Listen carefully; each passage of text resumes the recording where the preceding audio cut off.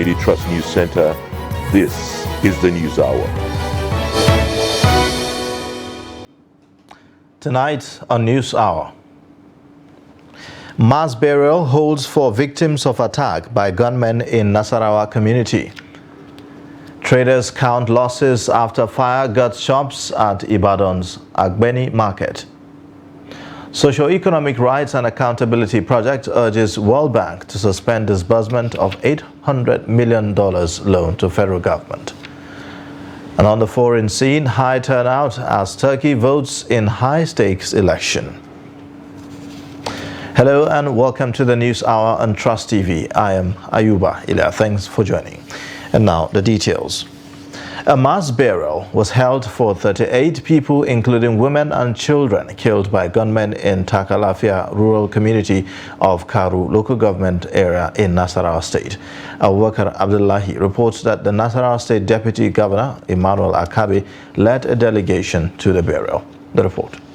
Takalafia in Karu Local Government Council of Nasarawa State is a rural community with farming as the major occupation of the inhabitants. Attacked by gunmen left the community deserted as lives and property worth millions of naira were destroyed.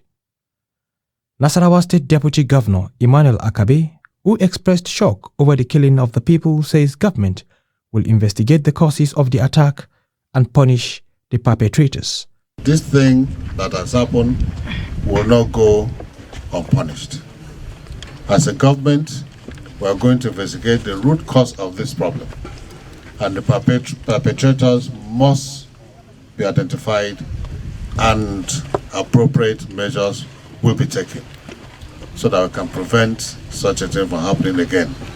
If we don't do it, if we don't go after the perpetrators, it will happen again. Yes. But we don't want it to happen again. Amen.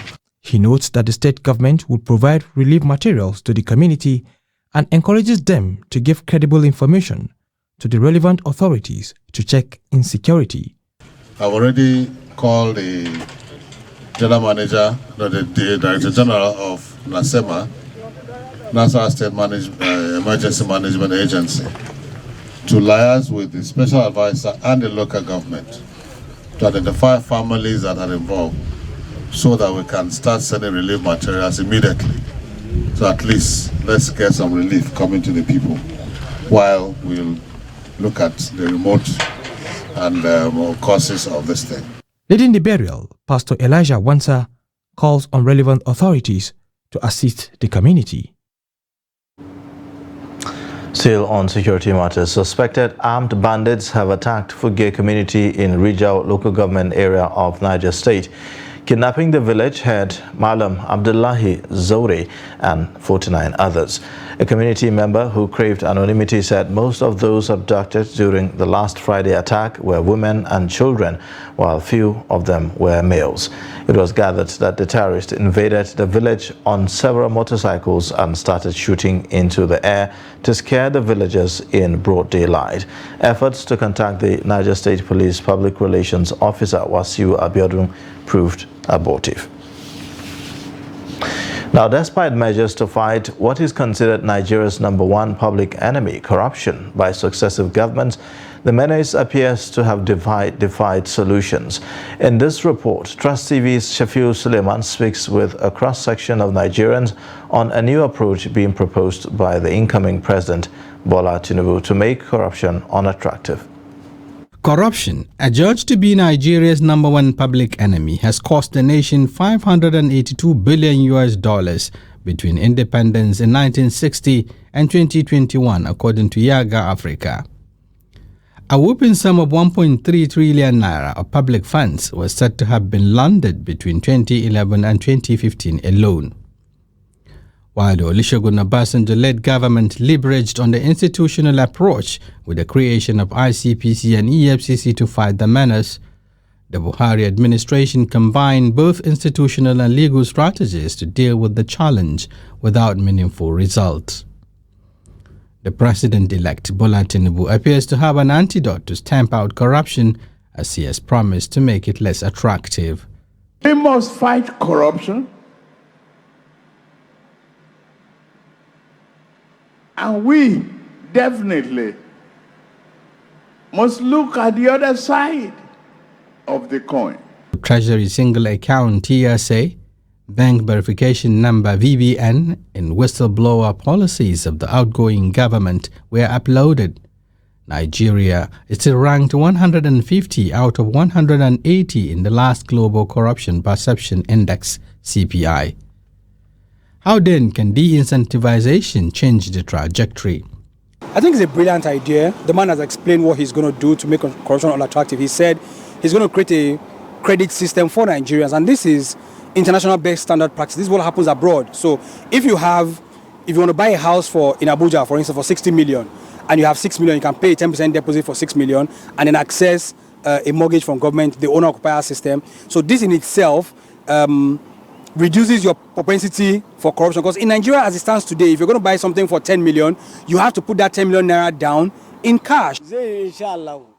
It is possible because it is a good intention, which will go a long way to turn the fortune of the youth around. It is projected that Nigeria will lose 37% of its GDP to corruption by 2030, which is estimated to be at 75% cost to the nation's annual budget. It's therefore not surprising for experts to say that fighting corruption to a standstill should be a topmost priority. Shafiu Suleiman, Trust TV News, Abuja. Still on corruption, with barely 15 days left to the end of President Muhammadu Buhari's administration, Nigerians are expressing mixed feelings over the president's handling of the fight against corruption. The fight against corruption has been a top priority for the President Buhari government since taking over power in 2015. Trust TV's Ibrahim Ismail speaks to political experts and Gombe residents on the anti-corruption crusade of the administration. The report. The Buhari administration repeatedly gives figures of assets recovered from thieving officials since coming on board in 2015. Some of these records were given by the president himself. While attending the London Anti-Corruption Summit in 2016, President Buhari said his government recovered assets and funds totaling $9.1 billion as part of its anti-corruption drive. But there are conflicting figures on the exact amount recovered by the Buhari government. The Attorney General and Minister of Justice Abubakar Malami said $1 billion had been recovered from May 2015 to December 2022. And some critics say the Buhari's anti-corruption fight may have complicated the situation instead. Somebody who has integrity, somebody who is honest. But unfortunately, the PDP that he went around for 12 years castigating as corrupt, it's even better because they have never charged somebody to court, convicted, and they relieve him. But he did same under his own government, something that is unprecedented. With less than 3 weeks to the end of Buhari's era, Nigerians share mixed feelings on the role of the former military head of state in the fight against corruption.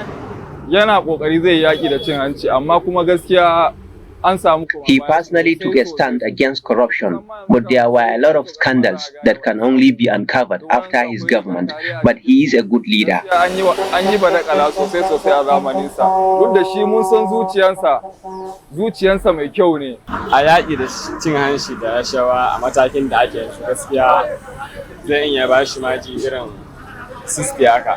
will give Buhari 60% in the fight against corruption, despite the current scandals.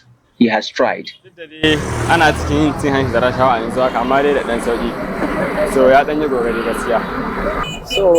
I hear about 55%.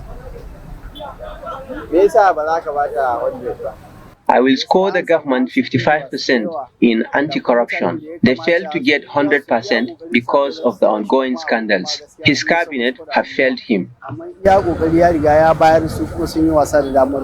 the president prepares to leave the presidential villa, political scientist Dr. Babayo Sule said although the president will be remembered for his passion to fight corruption, his efforts were marred by countless flaws. It's either the Buharis are so much professed fight against corruption is just a deception to get power, or he is honest but he is being overpowered, or he critically misunderstood the terrain of the nation. So therefore, he approached the country in a wrong way, and at the end of the day, he got consumed. In the last 8 years, there are a lot of corruption allegations against officials of the Buhari's government, which remain in the minds of Nigerians. The most recent are allegations of corruption totaling 109 billion naira against the suspended Accountant General of the Federation, Ahmed Idris, and the 22 billion naira allegations involving the former Minister of Power, Salim Amma.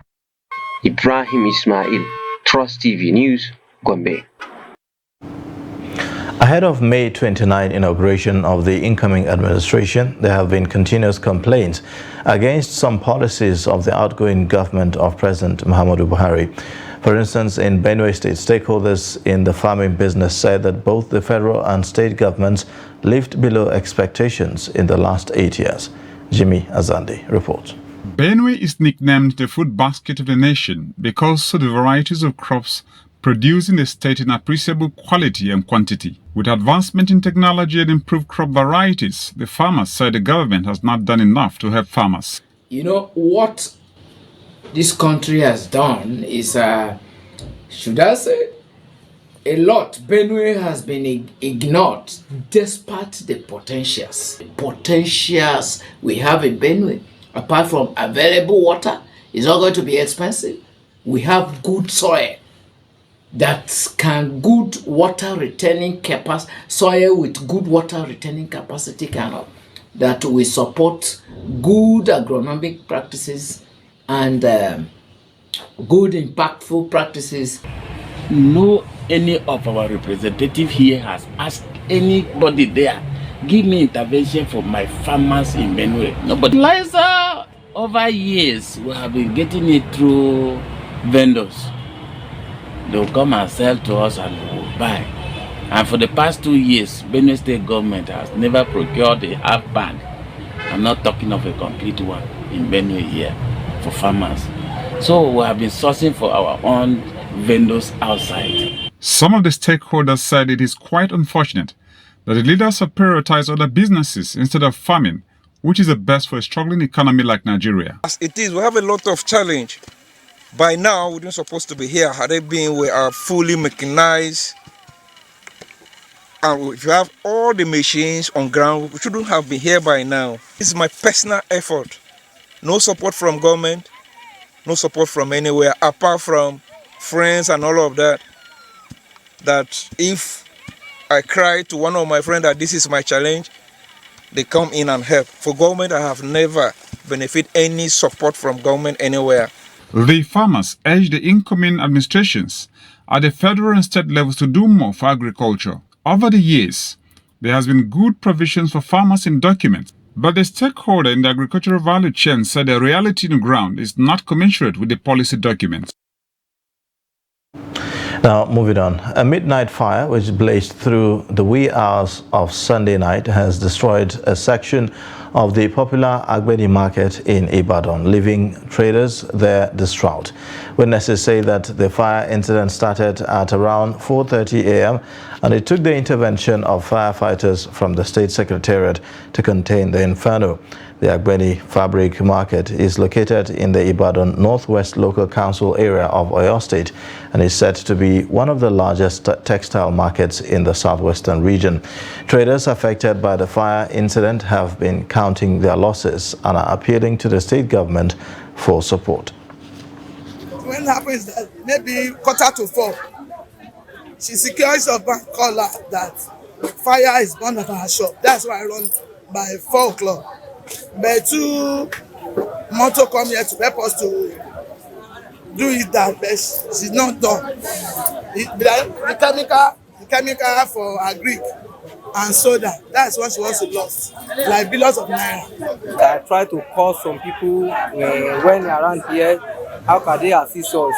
But suddenly when I got here, I was so shocked because I lost many property money goods. In fact, even though those people that there are some people that are keeping their markets with those ladies that are selling markets, they are keeping their market for my shop. When they finish selling at the end of the day, they are keeping it in my shop.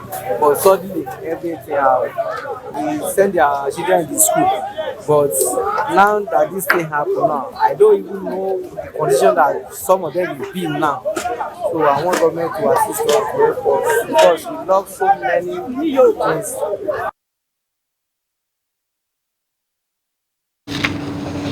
The federal government has said that governors can offset or grant waivers to inmates with fines less than 1 million naira. This was disclosed by the Minister of Interior, Rauf Aregbesola, during the commissioning of a 20-bed space medical facility at Port Harcourt Maximum Security Custodial Center. Aregbesola said while the federal government is finding long-term solutions to the challenge of prison decongestion, the state government can, in the meantime, provide basic support like offsetting the meager fines and debts, building courthouses at the correctional services premises, or try the defendants virtually from the correctional centers for speedy determination of cases. He held that some of the inmates are held behind bars for minor offenses that can be easily waived by the state. He said about 5,000 inmates whose reason for incarceration is a fine or a debt not more than 1 million were recently identified. The minister noted that apart from reducing the financial burden on the federal government, such decisions by the state will also help in decongesting the correctional centers. The All Progressives Congress has released the official pre-inauguration photographs of the President-elect Bola Tinubu and his vice Kashim Shettima ahead of the May 29th inauguration. The photographs were shared via Twitter by Tinubu's spokesman, Bayo Onanuga. Onanuga confirmed that the Presidential Transition Council for Tinubu approved the photographs. The Independent National Electoral Commission, INEC, had declared Tinubu the winner of the 2023 presidential election. Running on the platform of the All Progressives Congress, Tinubu defeated Atiku Abubakar of the People's Democratic Party and Peter Obi of the Labour Party. Atiku and Obi are contesting Tinubu's victory at the Presidential Election Petition Tribunal. You're watching the News Hour on Trust TV. Coming up shortly, we'll take a look at why tomatoes are expensive in Jos. Details and more after the break.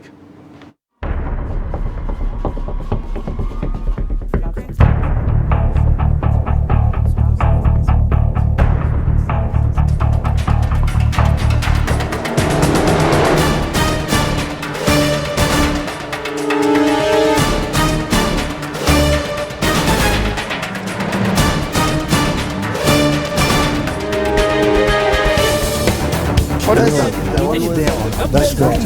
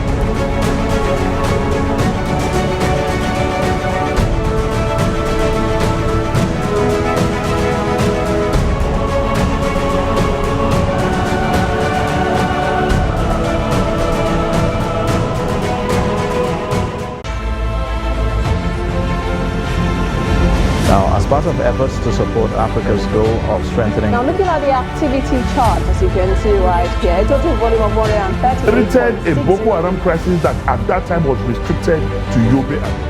How secure are they? You can see security men with blood.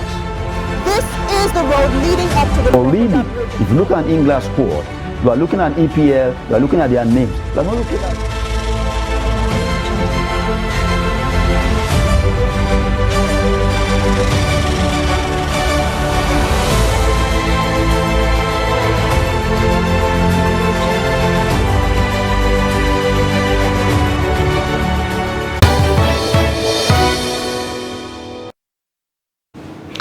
Welcome back. This is the News Hour on Trust TV. Now let's take a look at the top stories again.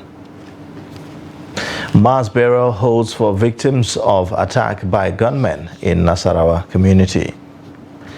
Traders count losses after fire guts shops at Ibadan's Agbeni market. Moving on, fire razed 5 rows of shops at Agbeni Market in Ibadan on Sunday. The general manager of Oyo State Fire Service, Yemi Akinyinka, however, explained that the fire had been put out. He said a security man at an adjoining bank placed a distress call to the fire service at 4:37 a.m. when the market was closed. Akinyinka said that no life was lost to the fire and thanked the Central Bank of Nigeria Fire Service for giving access to Oyo State Fire Service to use its fire hydrant to put out the fire. The cause of the fire incident is unknown at present. Small and medium enterprises development is significant in poverty reduction and provision of employment to the teeming unemployed youth in the society. Now, successive administrations in Katsina State have said that they injected billions of naira in skills acquisition programs.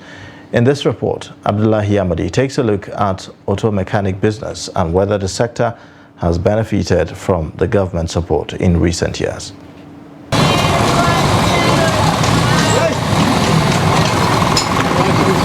These auto mechanics are operating without any training beside the one they had on the job, with little or no modern working tools. Decrying less patronage due to high cost of spare parts, the mechanics blamed their condition to inflation and lack of government attention to their plight.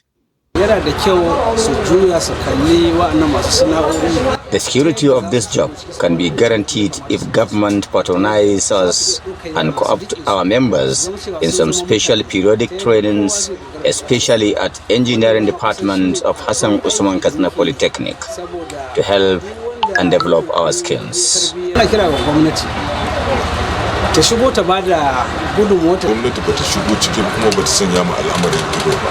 The last 8 years have been a mirage, but we are hopeful that nothing lasts forever. And here we are, with only a few days to the end of this administration. It is our hope that things will be better.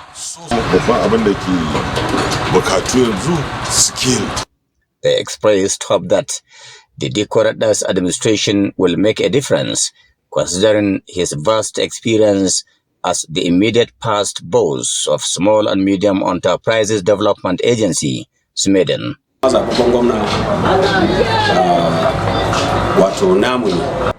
We have a firm belief that the incoming administration of Dikorada will be fair and just to small and medium enterprises. It is our hope that artisans like us will be considered and supported because of the important role the sector plays in the employment of labor.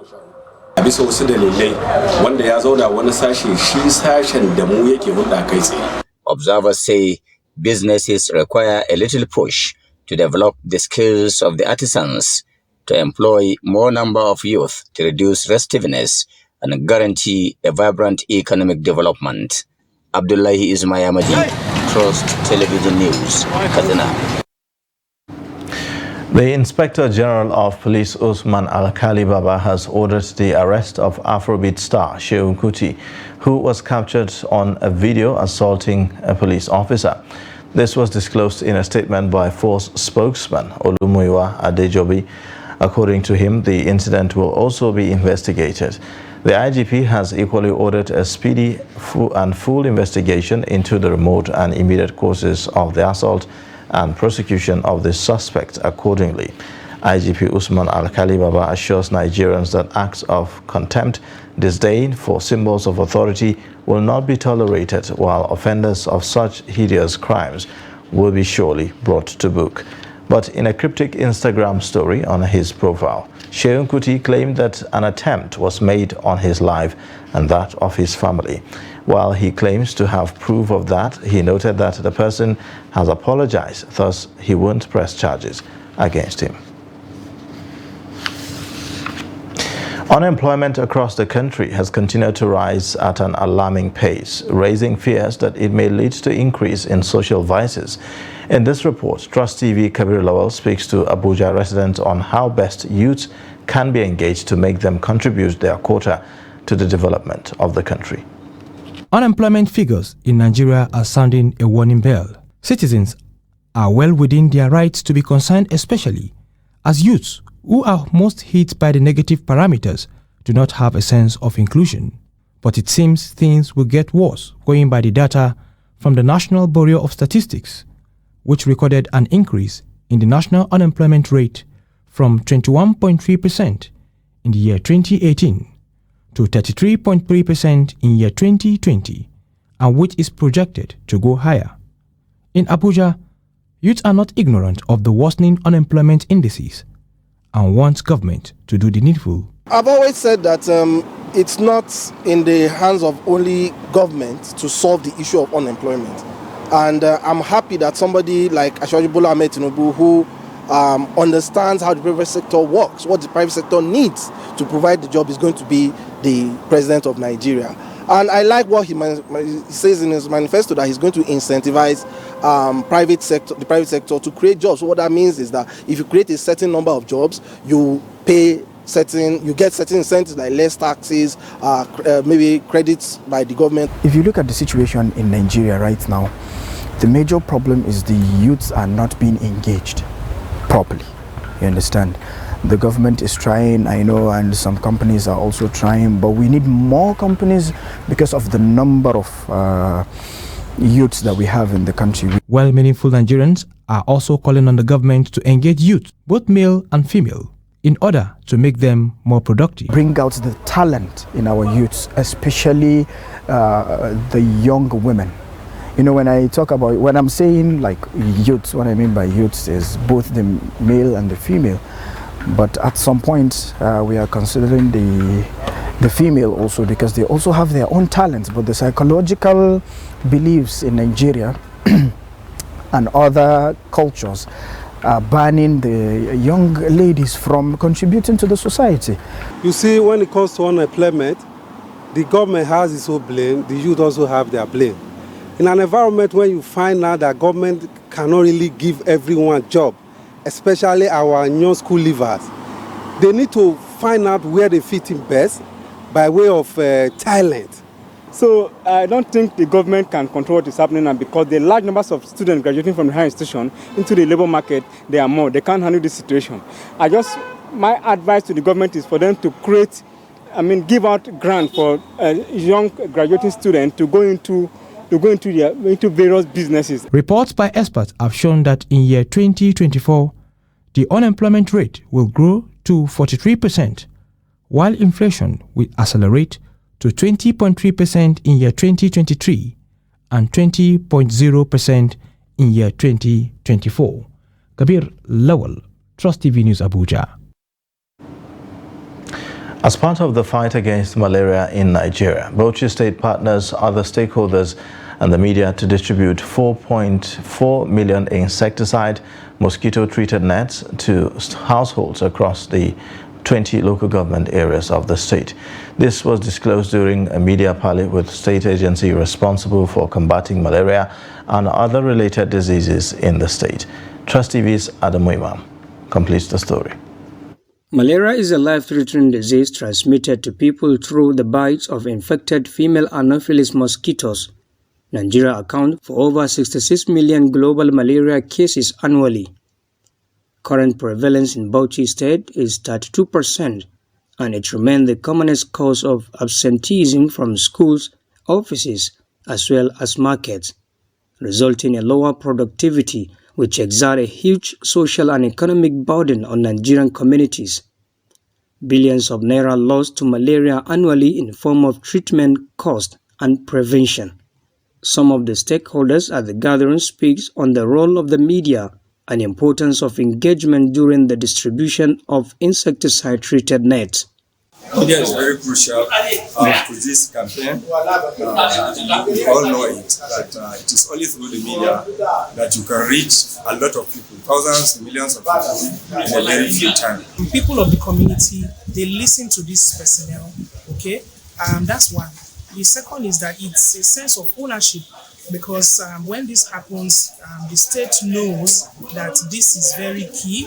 They are accepting it, and they are making sure that every member of the households in Bauchi State can have access to these nets. In this year's exercise, Bakatma announced the adoption of technology as part of the new strategies to ensure the seamless distribution of the mosquito-treated nets to households by the end of June this year. Adam Imam, Trust TV News, Bauchi. As drug abuse among youth and women remains a source of concern for Nigeria's development, community leaders and governments at all levels have been charged to wake up and redouble efforts to salvage the future of Nigeria. Salis Lawan reports. Data obtained from the United Nations Office on Drugs and Crime indicates that Nigeria is ranked highest in drug use prevalence rate in the world at 14.3% as against 5.3% for the entire global community. Reflecting on the roles played by youth in just to conclude the 2023 elections, stakeholders said there are some improvement from that aspect. They, however, stressed that there is need for constant awareness and sensitization on the dangers of drug abuse. The word drug refers to any chemical substance, either natural or synthetic, apart from food and water, which when taken into the body affects one's mood, state of mind, and or behavior. You agree with me that drug can be said to be any chemical substance apart from food and water, which when taken to the body changes the mood or behavior of that user. As students, we have a responsibility to take care of ourselves. We can do this by being aware of the risks associated with drugs abuse, seeking help when needed, and supporting our friends who may be struggling with addiction or devastating effect of drug abuse, such as mental health issues. To combat menace of drug abuse is the fundamental reason why we are gathered here today. Some youth interviewed by Trust TV also bear their minds on the issue. They give us advice about it, to take care ourselves. That is a main point, that we take it and use, protect ourselves, and advise our students to take care about it. It educates youth or students on how to stay away from drugs because it damages their body systems, and there is that. Drug abuse is one of the biggest phenomenon that society can do away with for a meaningful, purposeful, and prosperous development. Salis Lawan, Trust TV News, Yola. Tomato dealers and traders in Jos North local government area of Plateau State have explained why price of tomato skyrockets in the state. Traders say that this is the first time in the last 10 years the price of the product is rising astronomically because of scarcity of Nairados experienced some months back, which crippled many businesses in the country. Ado Musa reports. The market, when visited on Sunday afternoon, looks skeletal, with traders and dealers waiting for supply of their products.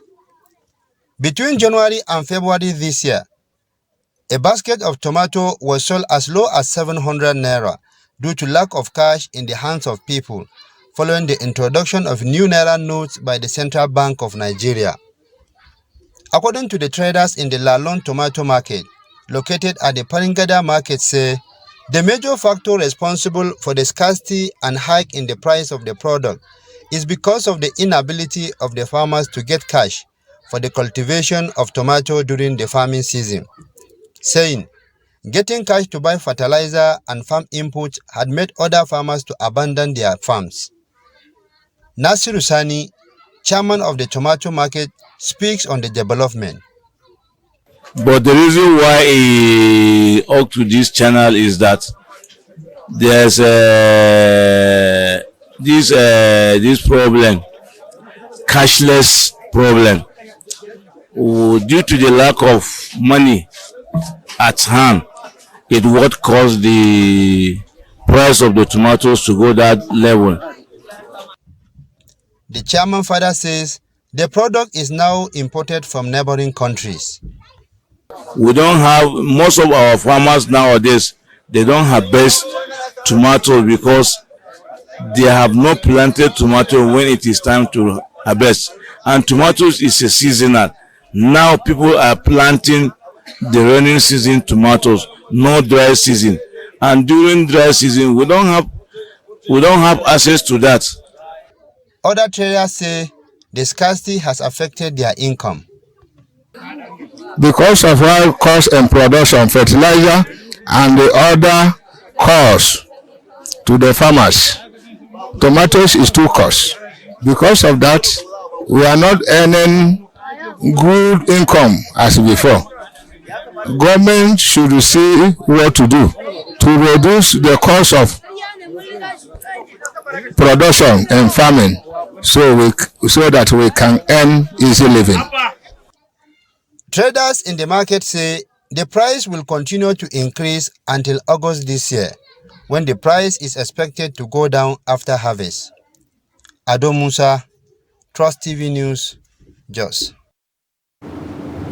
Now, TV producer, actress and head cook Hilda Effiong Bassey, popularly known as Hilda Bassey, has embarked on a journey to break the Guinness World Record for the longest cooking marathon.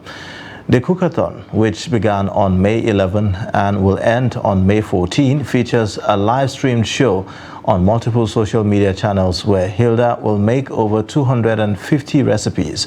According to Hilda, the journey to the Cookathon started 5 years ago.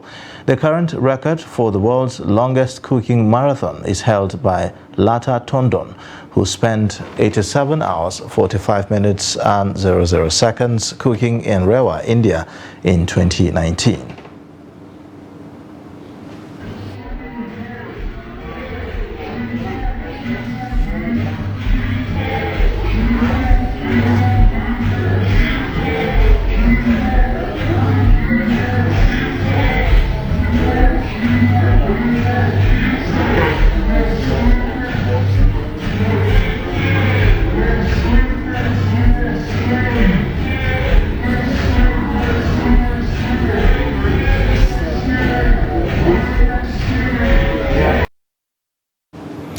Well, how tough can that be?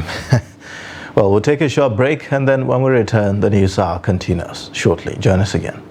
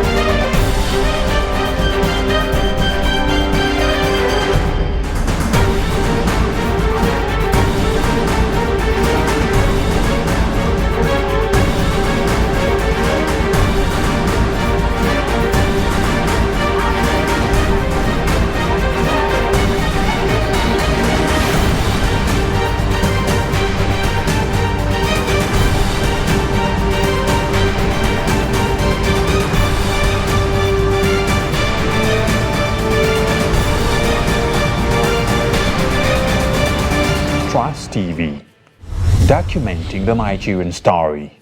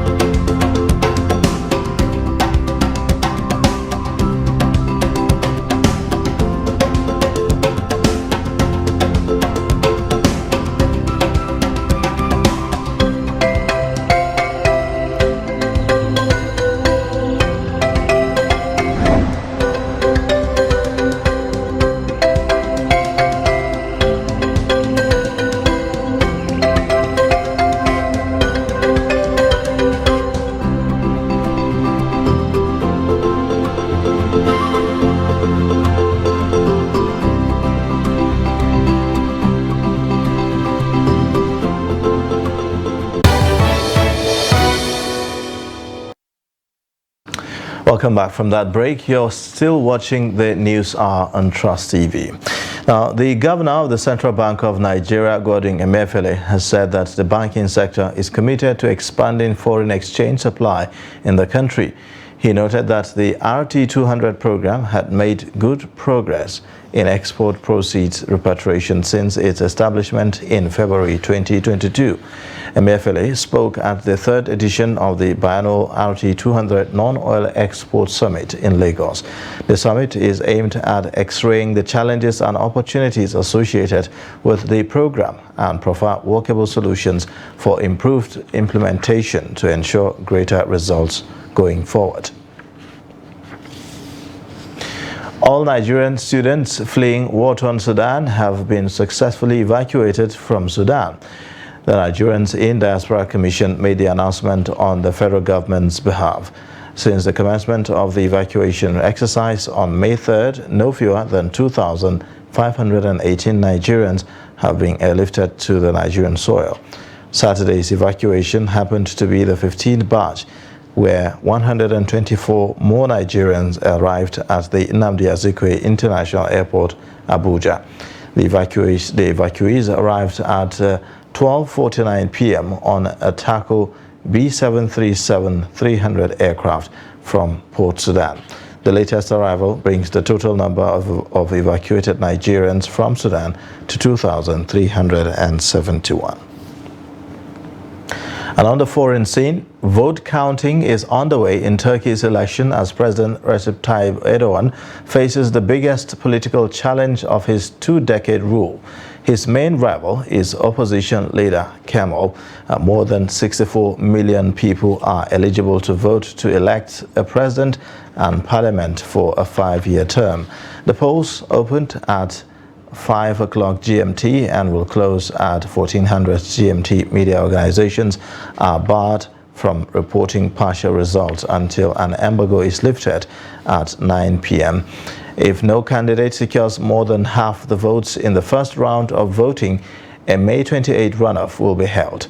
Key election issues are the economy, earthquake relief operations, brain drain, refugees, and values and identity. In a similar vein, Ghana's largest opposition party has chosen the country's former president, John Dramani Mahama, as its flag bearer for the 2024 presidential election. Delegates of the National Democratic Congress voted in primaries over the weekend to choose a candidate for both the presidential and parliamentary polls. Mahama was declared the overwhelming winner after polling 98.9% of the votes, while his challenger, former Kumasi Mayor Kojo Bonsu, scored 1.1%. The former president was tipped by most political analysts to win the primary based on his experience and influence in the opposition party. This confidence in Mahama was echoed by many of the more than 355,000 NDC party delegates who converged at 401 voting centers across the country over the weekend for the ballot. And in sports news, the Phoenix Suns have fired coach Monty Williams after losing in the NBA playoffs to the Denver Nuggets. Williams, 51, was last season's NBA Coach of the Year, but has been sacked following the 4-2 series loss. His dismissal means 5 franchises are now looking for new head coaches. The Milwaukee Bucks, who became the 2021 champions by beating Williams' Phoenix team, fired 2019 Coach of the Year Mike Budenholzer. Now, after their playoff series loss to the Miami Heat, despite finishing the regular season with the best record in the league. Williams spent 4 seasons with the Suns, leading them to the playoffs in the past 3 seasons. Now, Ilkay Gundogan start again for Manchester City with 2 goals and an assist from the German, helping his side to a 3-0 victory at Everton. The win extends their advantage over Arsenal to 4 points in the Premier League title race. Mikel Arteta's side can cut the deficit when they host Brighton later on Sunday, but City now effectively need just 5 points from their final 3 league games to clinch a 5th title in 6 seasons, given their much better goal difference, and Gundogan is leading the way.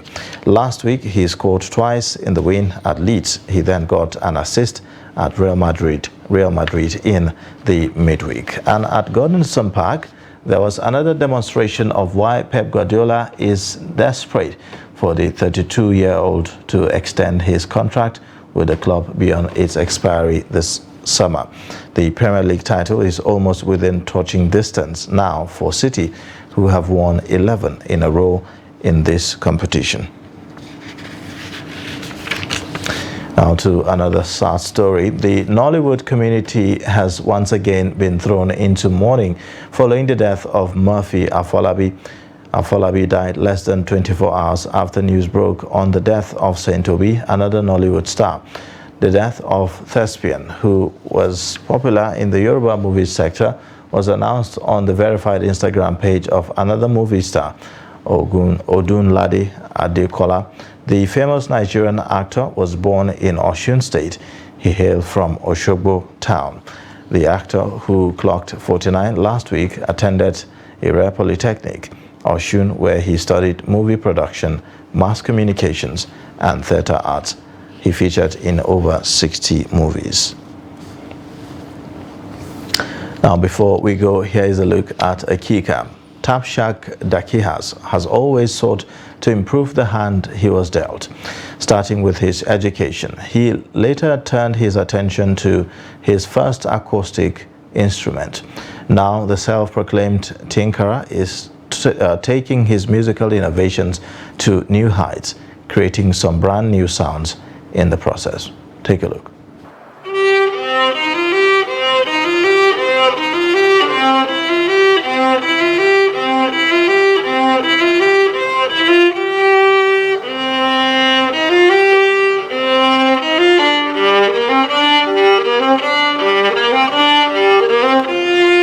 If I'm supposed to meet a company to do this, I would spend over 2 million plus or something. I know of Dr. Paul's NHS saxophone that he actually spent too much, and a lot of musicians spend a lot to make a specific improvement on their instrument.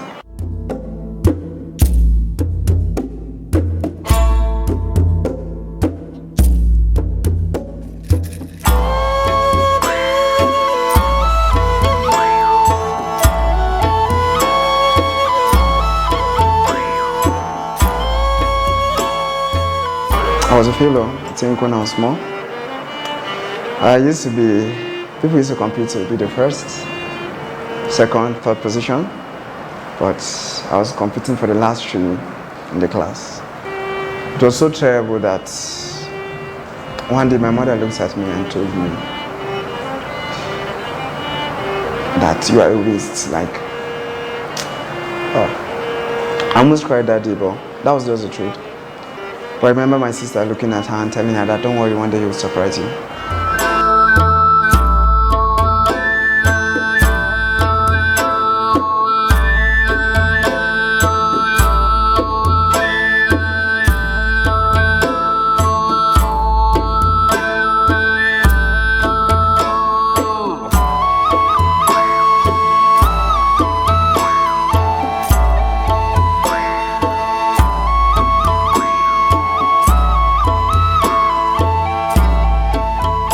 The sound is picked from here and it's sent to this pickup, and then this pickup amplifies it, and then I can be able to play a song and then flash memory card or anything through the flash and memory card point, and then the output of this will become the input of this.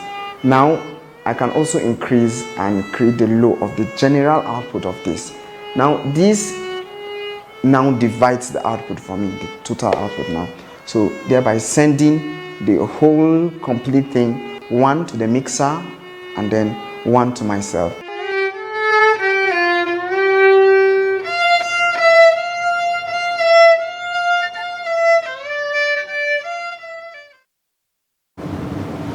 And that's it for the News Hour tonight. In case you've missed, you can always catch up across all our social media platforms and also on our YouTube live stream.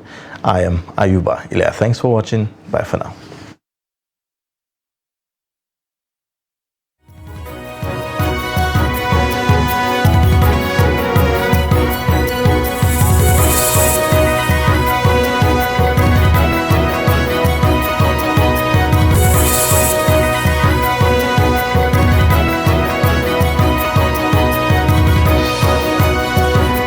From the Daily Trust News Center, this is the News Hour.